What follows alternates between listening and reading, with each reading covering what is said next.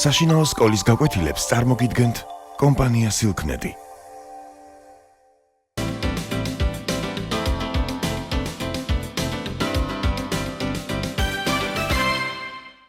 მოგესალმებით. ჩვენი საუბრის თემაა მიხეილ ჯავახიშვილის შესანიშნავი მოთხრობა ეშმაკის ქვა, რომელშიც წარმოჩენილია ხალხის რაობა, არსი, ხალხის ფენომენი, აგრეთვე ბრბოს ფსიქოლოგია. მიხეილ ჯავახიშვილს აქვს ერთი საინტერესო წერილი სათაურით, როგორ მუშაობ და იმ წერილში აღნიშნავს, რომ ამ მოთხრობისთვის ბიძგი მისცა სწორედ გუსტავ ლე-ბონის ნაშრომმა მასების ფსიქოლოგია. მართლა ძალიან საინტერესო მოაზროვნე იყო გუსტავ ლე-ბონი, რომელსაც თავის ნაშრომებში გამოკვლეული აქვს თუ რა არის ბრბო, როგორ უნდა გავიაზროთ ეს ცნება, როდის შეიძლება ხალხი გადაიქცეს ბრბოდ. როგორც ვიცით, თითოეული ადამიანი არის ღვთისაგან შექმნილი თავისუფალი ნებით და ყოველ პიროვნებას აქვს თავისუფალი არჩევნის უფლება. როდის კარგავს ადამიანი აი ამ თავისუფალი არჩევნის უფლებას, როდის კარგავს ნებას, როდის იქცევა ის სხვის ხელში სათამაშოდ. ხალხი საერთოდ არის ბრძენი, არის ასეთი გამონათქვამი, მაგრამ როდესაც ხალხი იქცევა ბრბოდ, მაშინ მან შეიძლება ათასნაირი სისასტიკე და სისაძაგლე ჩაიდინოს, მაგრამ სად გადის ზღვარი? აი, როდის უნდა ვთქვათ შეკრებილ საზოგადოებაზე, რომ ის არის ხალხი და როდის უნდა ვთქვათ, რომ ის არის ბრბო. ხანდახან ისე წამიერად, ისე უეცრად ხდება ხოლმე გარდაქმნა, რომ თვით აი ამ საზოგადოების მონაწილენი, რომლებიც ერთ წამს წარმოადგენდნენ ხალხს და მეორე წამს უკვე არიან ბრბოს ნაწილნი, თვითონაც ეს ადამიანები ვერ ამჩნევენ. საჭირო არის ძალიან დიდი ნებისყოფა, ძალიან დიდი შინაგანი ძალა, რათა არ იქცე მასის ნაწილად, რათა არ დაკარგო შენი გამორჩეულობა, შენი პიროვნულობა, ნებისყოფა და არ გააკეთო ის, რაც შენს ნებას ეწინააღმდეგება. იმიტომ რომ ცნობილია, რომ შეიძლება ცალკე, როცა ხარ ადამიანი, ხარ პატიოსანი, ხარ გარკვეული ღირებულებების მატარებელი, ზნეობრივად წმინდა, მაგრამ როგორც კი აღმოჩნდები გარკვეულ წრეში, გარკვეულ საზოგადოებაში, გარკვეულ ვითარებაში, მაშინ შეიძლება გააკეთო ის, რომ ის იმგვარად მოიქცე, რომ თვითონვე შეძუნდე ცოტა ხნის შემდეგ. თანაც ვერაფრით ვერ გააცნობიერო, რანაირად მოხდა, რომ შენ იქეცი ბრბოს ნაწილად და შენივე ნების საწინააღმდეგოდ წახვედი. მაგრამ ცნობილი არის ძალიან ბევრი მაგალითი ამისა, როდესაც აი ამგვარი ზნეობრივად წმინდა პიროვნება უეცრად თქვათ იმგვარად იქცევა, რაც მისთვისაც, მის გარშემო მყოფთათვის არის წარმოუდგენელი. ერთი სიტყვით აი ამ მოთხრობაში, რა თქმა უნდა, ეს თემა არის განსჯილი, აი როგორ იქცევა ხალხი ბრბოდ, როგორ ითქვიფება ადამიანი მასაში, როგორ კარგავს პიროვნულობას, მაგრამ ეს არის მხატვრული ნაწარმოები და რა თქმა უნდა, ეს ყოველივე არის მხატვრულად გადმოცემული და წარმოჩენილი ცალკეული პერსონაჟის ცხოვრების მაგალითზე. სანამ მოთხრობას კონკრეტულად განვიხილავთ და გავიხსენებთ იმ დეტალებს, მე მინდა სახარებისეული ერთი ეპიზოდი გაგახსენოთ. ერთვენიერ დღეს იესოსთან მივიდა ხალხი და ამ ხალხმა მიიყვანა ერთი მეძავი დედაკაცი და იესოს დაეკითხნენ რჩევას, როგორ მოვიქცეთ. ჩვენი რჯულის მიხედვით ეს ქალი უნდა ქვებით ჩავგოლოთ, რადგან ის არის მეძავი და არსებობს დამადასტურებელი ფაქტები მისი მეძავობისა. იესო ქრისტემ შეხედა ამ ადამიანებს და უთხრა, ვინც თქვენ შორის არის უცოდველი, პირველი ქვა იმან ესროლოსო. თვითონ კი დაიხედა ძირს, იქ მდინარის ნაპირას იყო და სილაზე თითით რაღაცის გამოყვანა დაიწყოო. როდესაც თავი მაღლა აწია, არც ერთი ადამიანი აღარ იყო, ყველა წასულიყო. იდგა მის წინაშე მხოლოდ მორჩილად ეს მეძავი ქალი.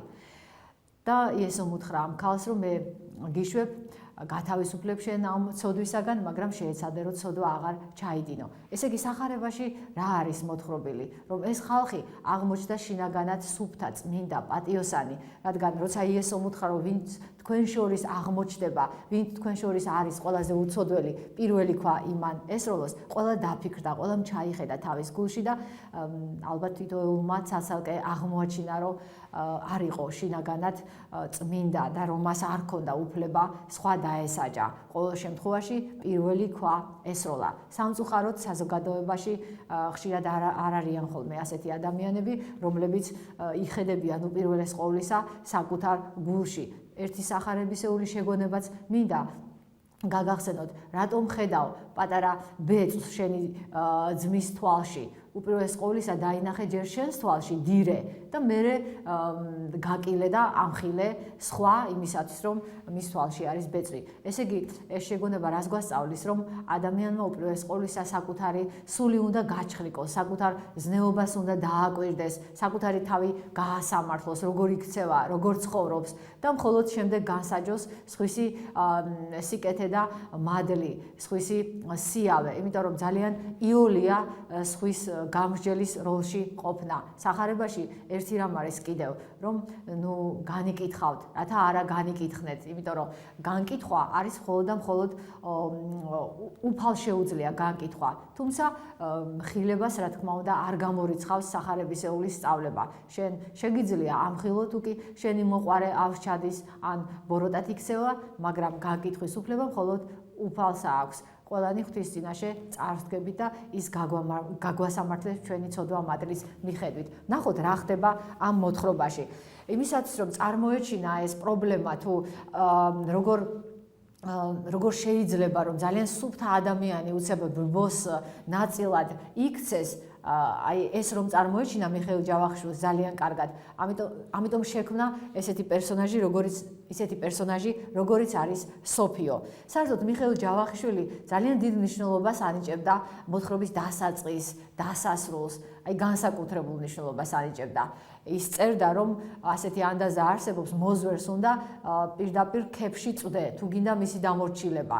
აი ამიტომაც და მოთხრობასაც ასე უნდა მიუდგე, რაღაცა უნდა უცებ იპოვო ესეთი მარჯვე დასაწყისი, რაც მკითხველს შეიყოლიებს და მოთხრობას თავიდან ბოლომდე ერთი ამოსუნთქვით წააკითხებსო. ამავე დროს ის მნიშვნელოვნად მიიჩნევდა მოთხრობის დასასრულს, ბოლო წერტილს. ლურსმანი უნდა მაგრად ჩაარჭოვო კედელში მოთხრობის დასასრულს, აი ლურსმნის კედელში ჩარჭობას ადარებდა, რომ შთაბეჭდილებაში ხანგრძლივად დარჩეს, ან დაუვიწყებლად ახსოვდეს მკითხველს ყოველივე, რასაც წაიკითხავსო.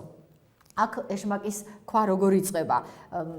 შეკრებილი არის საზოგადოება, რომელიც საუბრობს სხვადასხვა თემაზე, მათ შორის ქალთა თანასწორობაზე, რევოლუციაზე, ავდარზე და სხვადასხვა თემაზე, მაგრამ უცებ წამოიჭრება თემა ბრბოს ფსიქოლოგიის შესახებ. და ამ საზოგადოებაში არის ერთი მოხუცი, რომელიც საკუთარ თავგადასავალს ყვება, ამბავს, რომელიც თვითონ მას გადახდა თავს და ეს ძალიან საინტერესოა, რომ მოთხრობა პირველ პირში არის გადმოცემული, რაც მოთხრობას მეტ დამაჯერებლობას ანიჭებს. ყველანი მკითხველები დარწმუნებულები ვართ, რომ რასაც ეს მოხუცი ყვება, ნამდვილად მომხდარი ამბავია. თუმცა ეს ყველაფერი რა თქმა უნდა არის გამოგონილი, მაგრამ მიხეილ ჯავახიშვილი როგორც ნამდვილი მწერალი ყოველივეს ისე აღწერს, რომ ის რა თქმა უნდა ცხოვრებისეულ გამოცდილებას მიესადაგება. მოკლედ ეს მოხუცი ყვება თავის თავგადასავალს და სწორედ აი ამ საუბრისას წარმოჩნდება მისი ქალიშვილი სოფიო. ის არის ზნეობრივად ძალიან სუფთა ახალგაზრდა. ახალი დამთავრებული ქონდა სასწავლებელი და ჩემთან წამოვიდა სოფელში, თბილისის მახლობლად. ჩვენ სოფელი ქონდა, მემამულე ვიყავიო, მემამულე ვარო, ამბობს ეს მოხუცი. მწერალი განსაკუთრებით ხაზს უსვამს აი სოფიოს ღირსებებს, იმ თვისებებს, რომლებიც სოფიოს გამოარჩევენ სხვებისაგან. აი ამ სოფელში მას შეარქვეს ანგელოზი, იმდენად წმინდა იყო, იმდენად გამორჩეული სიწმინდე ქონდა. აი როგორ იქცეოდა სოფიო, თქვა, რატომ შეაფასა მისი ბუნება ხალხმა ასე, როგორც ანგელოზისა და რატომ ეძახოდა ასე, რომ აი ჩვენი ანგელოზი ჩამოვიდა, ჩვენი ანგელოზი თუ ჩვენთან იქნება, ჩვენ სოფელში ყველაფერი კარგად იქნება. იმიტომ რომ სოფიო იყო ადამიანი, რომელსაც უანგაროდ შეეძლო ყოველივეს გაღება, რაც გააჩნდა. ის იყო ამ სოფელში ყველას მკურნალი, ყველას მრჩეველი. სულ ერთი იყო რაასაკის იყო ადამიანი, თქვა, ბავშვი, მოხუცი, ახალგაზრდა, ყველა ძალიან თავისუფლად მიდიოდა მასთან და ეკითხებოდა, უამბობდა თავის გასაჭირს. ნებისმიერ დროს არ არსებობდა დილა, შუა, დღესაღამო მასთან ვინმე მოსულიყო და წასულიყო უპასუხოთ ან კიდე უნუგეშობლად. მისი მეგობრები სოფიოს საყვედურობდნენ კიდევაც, რომ რა არის, რომ გლეხკაცებს ასე უყადრებ თავს, ამ ტყაპუჭა ბიჭბუჭებს და გოგოებს, რომ გვერდით მოისვამ ხოლმეო, მაგრამ სოფიოსთვის არ არსებობდა ამგვარი განსხვავება, თქვათ, თვითონ ჰქონდა გარკვეული ქონება, მამამისი მდიდარი კაცი იყო, მემამულე იმ სოფელში გამოირჩეოდა, მაგრამ ეს იმას არ ნიშნავდა, რომ ეს გარკვეულ ღირსებას მატებდა მას, ან კიდევ მას აიჭებდა უფლებას, რომ სხვებზე მაღლა დაეღენებინა საკუთარი თავი. ამიტომ ყველას რა თქმა უნდა უყურებდა როგორც თანატოლს. ის კი არა და როდესაც სოფელში გაჩნდა საშინელი ავადმყოფობა, სახადი, რომელიც ძალიან საშიში დაავადება გადამდები იყო, სოფიო არ მოერიდა და დადიოდა ის ოჯახებში და რითაც შეეძლო ეშველებოდა აი ამ საწყალ ავადმყოფ ადამიანებს. თუმცა უკვალოდ არ ჩაიარა მისმა აი ამგვარმა გარჯამ და მასაც გადაედო ეს დაავადება, ლოგინად ჩავარდა და სწორედ ავადმყოფი იყო, როდესაც სოფელში ერთი საშინელი ტრაგედია მოხდა. მოთხრობაში ყველაფერი ისე არის აგებული, რომ მკითხველის მოლოდინი უფრო და უფრო მძაფრდება, თუ რა შეიძლება მოხდეს, როგორ განვითარდეს ამბავი, რა შეიძლება გადახდეს თავს სოფიოს და მკითხველი აი ამ მოლოდინის განცდით არის ყოველ ეპიზოდში და ეს რა თქმა უნდა მიხეილ ჯავახიშვილის როგორც მთხრობელის დიდოსტატის დამსახურებაა. მოკლედ სოფელში გამოჩნდნენ ქურდები და ეს ქურდები იყვნენ იმ სოფლისავე მცხოვრებნი.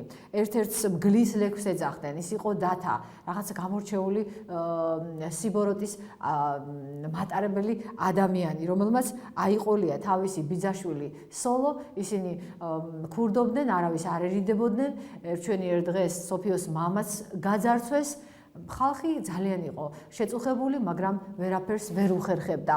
თავგასული ქურდები კი სულაც არ ფიქრობდნენ, რომ აი ამ ავი საქმიანობისთვის თავი მიენებებინათ. იყო შემთხვევა, როდესაც წაასწრეს ქურდობაზე, დაიჭირეს, მაგრამ სამწუხაროდ მათ შეძლეს მოგთამვა მოსამართლეებისა და თავი გამოაშვებინეს. ხალხი იყო სასწარკვეთილებაში ჩავარდნილი, აღარ იცოდა ხალხს რა ეკნა. და სწორედ აი ასეთ ვითარებაში იყო ეს სოფელი, აი ასეთ კივილით, ასე ვთქვათ, სავსე და მოხდა ამ დროს ერთი საშინელება. სოფლის განაპირას ცხოვრობდა ქვრივი დედაკაცი, რომლის შესახებაც ამბობდნენ, რომ რაღაც ქონებას მალავსო და ეს ქურდები სწორედ მას დაესხნენ თავს, მაგრამ გაძარცვა არ აკმარეს და როდესაც ქვრივმა იცნო ერთ-ერთი მათგანი, ეს დედაკაცი უმოწყალოდ სასტიკად აკუწეს ხანჯლებით. ისე მოხდა, რომ სოფელში გაიგეს ეს ამბავი და შეძლეს ამ ორი ქურდის დაჭერა. ძალიან შთამბეჭდავად მოგვითხრობს, როგორია ხალხის დამოკიდებულება ამ ორი დამნაშავის მიმართ. მე ვამბობ ხაზგასმით, რომ სოფლელები ჯერ კიდევ წარმოადგენენ ხალხს.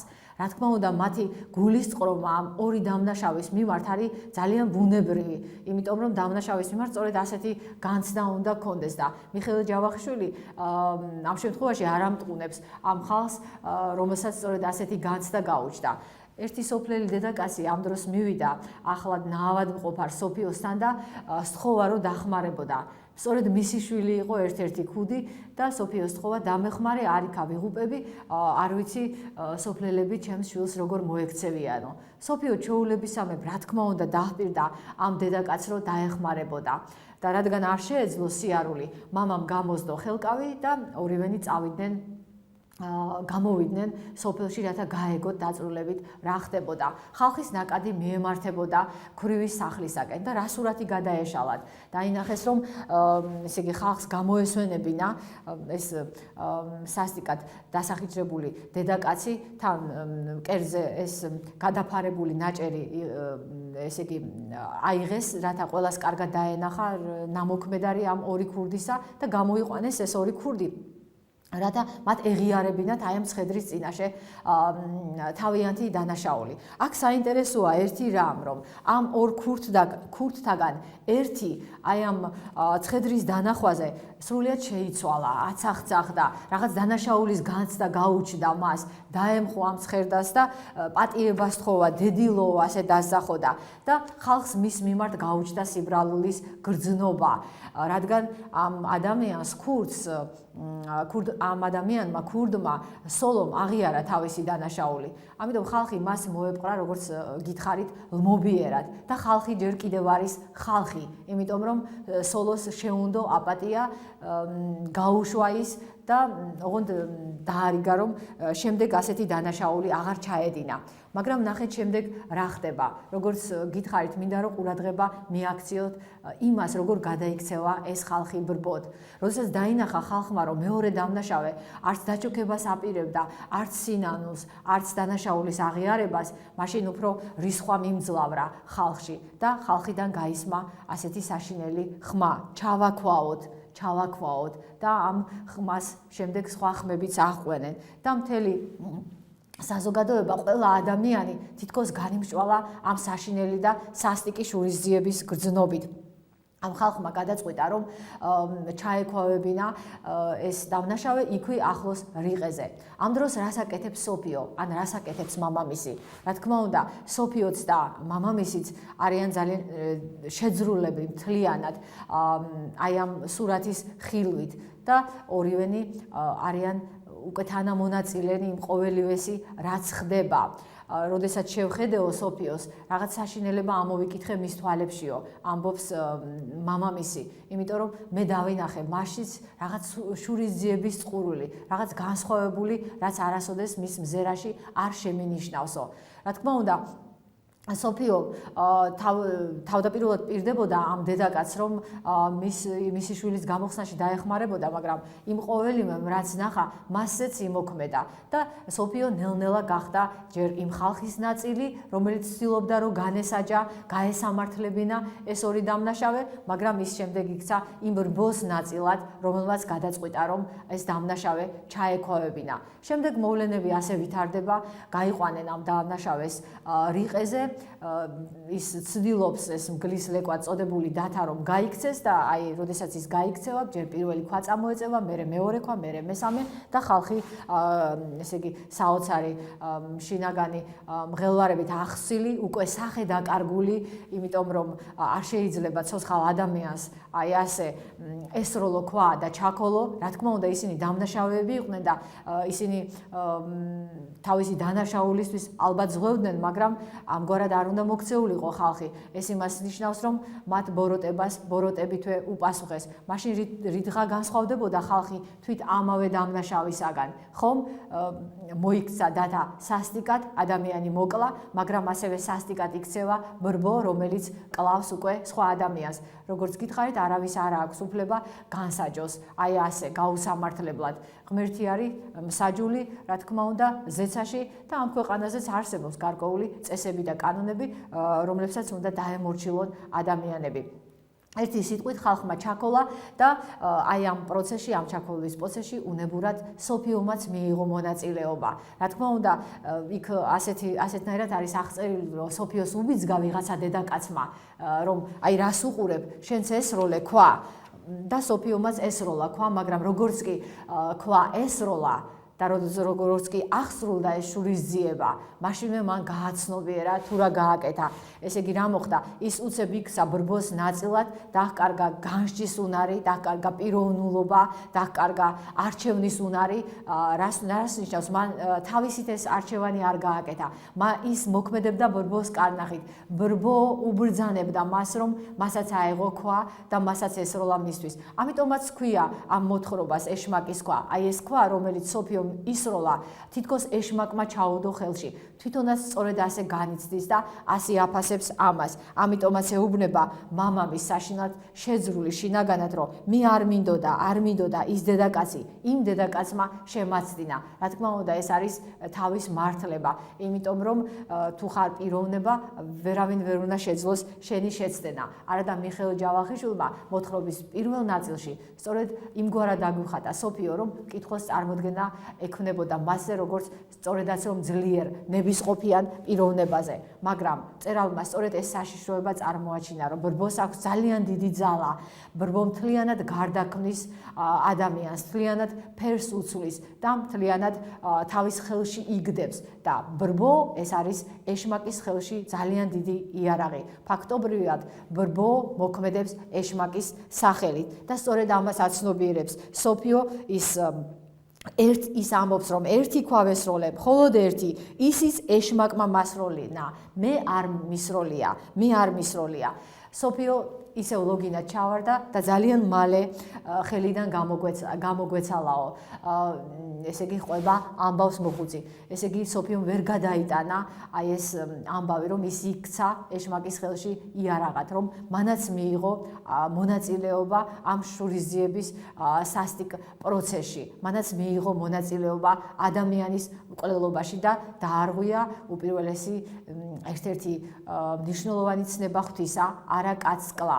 აი ასეთი არის ეს მოთხრობა, რომელიც საოცრად დიდ შთაბეჭდილებას ახდენს მკითხველზე, მას დააფიქრებს, რა თქმა უნდა, აფხიზლებს მას იმისათვის, რომ ყოველთვის დარჩეს ადამიანად, ყოველთვის დარჩეს პიროვნებად, რადგან როგორც გითხარის, მუდმივად არის საშიშროება, რომ შენი პიროვნულობა დაჰკარგო, იქცე ბრბოს ნაწილად და გააკეთო ის, რაც შენს ღირსებას, შენს ნებას ეწინააღმდეგება. დღეს ამით მინდა დავასრულოთ საუბარი, გირჩევთ წაიკითხოთ მიხეილ ჯავახიშვილის სხვა მოთხრობები, რომლებშიც ძალიან მნიშვნელოვანი პრობლემები არის წარმოჩენილი. გმადლობთ ყურადღებისათვის.